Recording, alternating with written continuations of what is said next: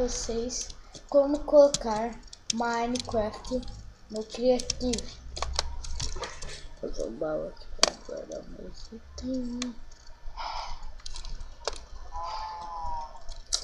Fazer esses baús desses.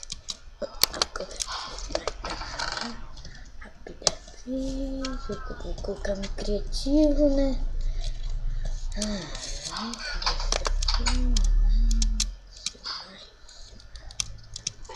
Terminou o baú, depois. Agora eu vou ensinar vocês a colocar. Vocês apertam pausa, apertam o link, preenche chats, on, tirar off, coloca on, vocês apertam T barra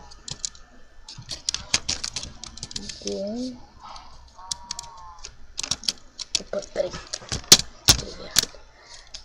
Game Mode 1. Agora você vai pro Criativo. Game Mode 1 é pro Criativo.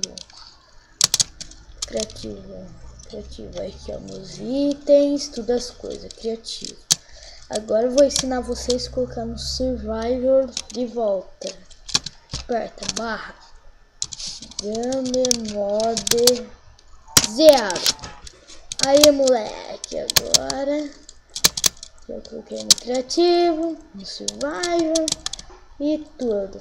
Se gostaram, clique em gostei. Se não gostaram, clique em não gostei. Se inscreva no meu canal se gostaram muito. E o de sempre.